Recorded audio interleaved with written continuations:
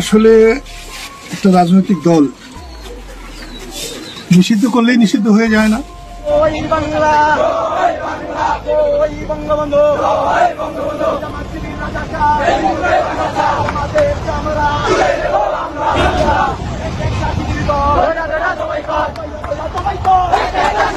আমরা রেঞ্জে সন্ত্রাসী কর্মকাণ্ড, নিষিদ্ধ ঘোষিত সংগঠন কিংবা পতিত সরকারের দোষরা যদি জনগণের নিরাপত্তায় বিঘ্ন ঘটানোর বিন্দুমাত্র চেষ্টা করে, বাংলাদেশের আওয়ামী লীগ নিষিদ্ধ করতে মাহফুজের কোনো অবদান নেই, আসিফ নজরুলের কোনো অবদান নেই। এরা যখন আমাদের চাপে পড়েছে তখন শুধুমাত্র আজকের এই নিষিদ্ধ করার জন্য সিদ্ধান্ত নিয়েছে। দর্শক, আওয়ামী লীগকে নিষিদ্ধ করেছে বাংলাদেশের অন্তর্বর্তীকালীন সরকার, তারপরও তারা লাঠি সুটা নিয়ে রাতের বেলা মিছিলে বের হয়েছে, এমনকি শিবিরের বিরুদ্ধে স্লোগান দিচ্ছে। আসিফ নজরুল এমনকি কাদের সিদ্দিকী কঠিনভাবে এখন ফেসে যাচ্ছে। নতুন ডিআইজি নিষিদ্ধ আওয়ামী লীগ ও যারা দোষর রয়েছে তাদেরকে কঠিন হুঁশিয়ারি দিয়েছেন। কি বলেছেন সেই ভিডিওটি আমরা দেখব, তারপর দেখতে পারবেন যে কাদের সিদ্দিকী কি বলছেন। না টেনে দেখবেন, একটি লাইক করে আমার সাথেই থাকবেন। আমরা রেঞ্জে সন্ত্রাসী কর্মকাণ্ড, নিষিদ্ধ ঘোষিত সংগঠন কিংবা পতিত সরকারের দোষরা যদি জনগণের নিরাপত্তায় বিঘ্ন ঘটানোর বিন্দুমাত্র চেষ্টা করে, সেটা শক্ত হাতে দমন করার সক্ষমতা ঢাকা রেঞ্জে রয়েছে। আমার অধীনে এসপি ওসিদের নির্দেশ দিচ্ছি, নিষিদ্ধ ঘোষিত কোনো সংগঠনের কর্মকাণ্ড আপনার এলাকায় চলবে না। বৈষম্য বিরোধী ছাত্র আন্দোলনে যারা দমন পীড়ন করেছে, যাদের বিরুদ্ধে সুনির্দিষ্ট অভিযোগ রয়েছে, মামলার তদন্তে যারা দোষী, যারা দোষর হিসেবে পরিচিত, তাদের গ্রেপ্তার করার জন্য আমি নির্দেশ দিচ্ছি। আমি বিশ্বাস করি ঢাকা রেঞ্জের সকল অফিসার ও ফোর্স চৌকস, দক্ষ ও পেশাদার। ঢাকা রেঞ্জ তথা বাংলাদেশ পুলিশের ভাবমূর্তি উজ্জ্বল করতে আইন শৃঙ্খলা রক্ষায় আমরা নিরলসভাবে কাজ করে যাচ্ছি। আশ্বস্ত করে বলতে পারি, সরকার আমাকে যতদিন ঢাকা রেঞ্জের ডিআইজি হিসাবে দায়িত্বে রাখবেন, ততদিন ন্যায় নীতি, নিষ্ঠা ও সততার সাথে দায়িত্ব পালন করে যাব, যার প্রতিফলন আপনারা আমার আগের কর্মস্থলেও দেখেছেন। অন্যায়ের সাথে কখনো আপোষ আমি আগেও করিনি, বর্তমানেও করব না, ভবিষ্যতেও করব না। সাধারণ মানুষ যেন সুবিচার পায়, অন্যায় জুলুম থেকে বাঁচতে পারে, সেটি নিশ্চিত করা হবে। এমনকি আমিও আইনের ঊর্ধ্বে নই। আমি আপনাদের নিশ্চয়তা দিচ্ছি, ঢাকা রেঞ্জের কোনো পুলিশ সদস্য যদি কোনো ধরনের অনৈতিক ও অপেশাদার কর্মকাণ্ডের সাথে যুক্ত হয়, তাদেরকে বিন্দুমাত্র ছাড় দেওয়া হবে না। এসপি ওসিরাও যদি কোনো অন্যায় করেন, সরাসরি আমাকে জানাবেন।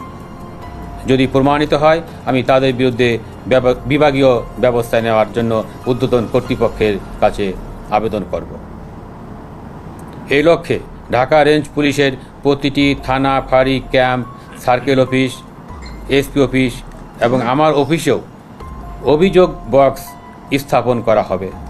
কাঙ্ক্ষিত সেবা না পেলে অভিযোগ বক্সে সেবা গ্রহীতাগণ তাদের অভিযোগ জানাতে পারবেন এবং আমি সংশ্লিষ্ট বিষয়ে তাৎক্ষণিক ব্যবস্থা নিব।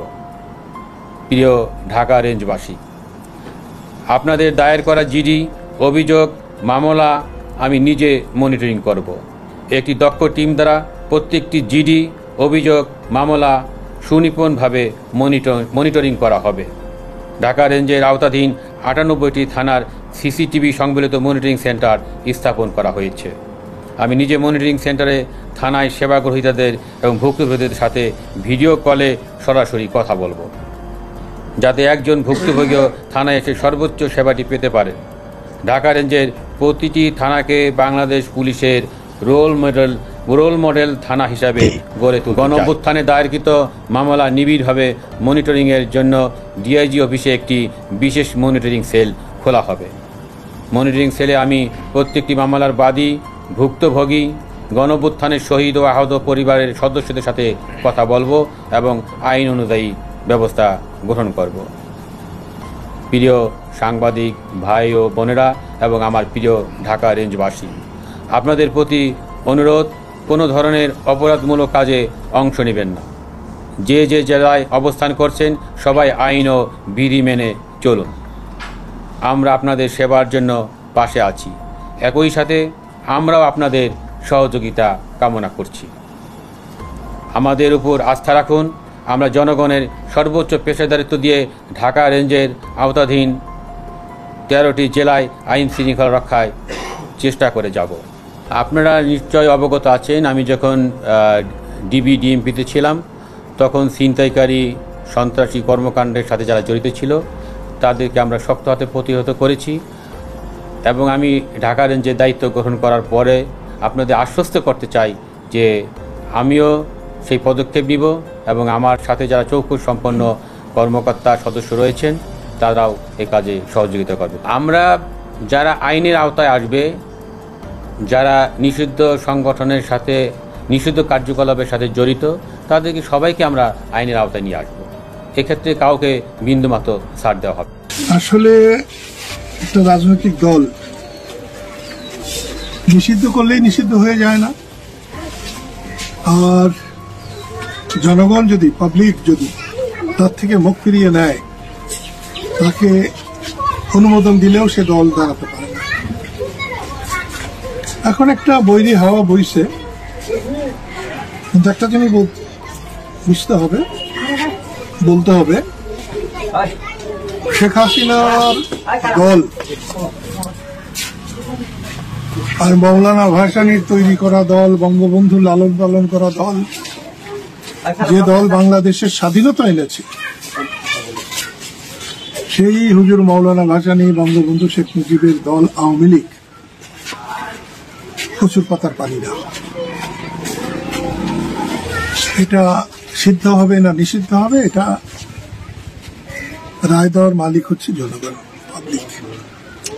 আওয়ামী লীগের যারা অন্যায় করেছে, ভুল করেছে, তাদের বিচার হবে এবং আইনের দ্বারা বিচারে তারা দোষী সাব্যস্ত হবে, তাদের শাস্তি হবে। কিন্তু কোন পরিষদ সিদ্ধান্ত নিলেই সেটা কার্যকরী হবে বা সেটাই শুদ্ধ, এটা ঠিক না।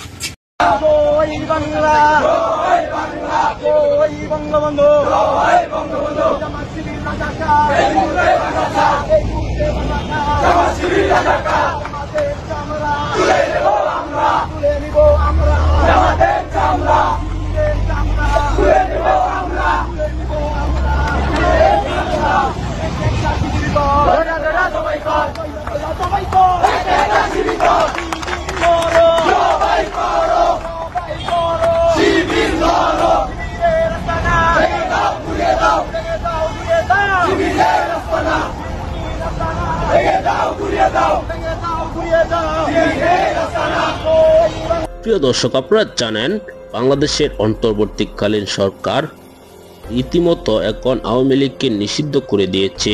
কেননা আওয়ামী লীগ আর রাজনীতি করতে পারবে না, এরকম ভাবে কিন্তু একটি আইন পাশ করেছেন। আওয়ামী লীগের বিচার হওয়ার পর কিন্তু রাজনীতি করতে পারবে, তারা এই আইনও কিন্তু রেখেছেন। দর্শক, ইতিমধ্যেই আসিফ নজরুল এমনকি উপদেষ্টা মাহফুজ আলমের বিরুদ্ধে অভিযোগ এসেছে তারা আওয়ামী লীগ নিষিদ্ধের পক্ষে ছিল না, এরকম কিন্তু তথ্য দিয়েছেন ডক্টর ফয়জুল হক। ফয়জুল হকের ভিডিওটি আপনাদের সামনে তুলে ধরতে পারে নাই, ভিডিওটি অনেক লম্বা হয়ে যাবে, পরবর্তী ভিডিওতে আপনাদের সামনে তুলে ধরব। দর্শক, এই ভিডিওতে আপনারা দেখেছেন নতুন ডিআইজি তিনি কঠিন হুঙ্কার দিয়েছেন আওয়ামী লীগ বা নিষিদ্ধ কোন সংগঠন মাঠে নামতে পারবে না, তাদেরকে দমন করা হবে। এমনকি সাধারণ জনগণ তার কাছে গিয়ে যে কোনো বিচার চাইতে পারবে।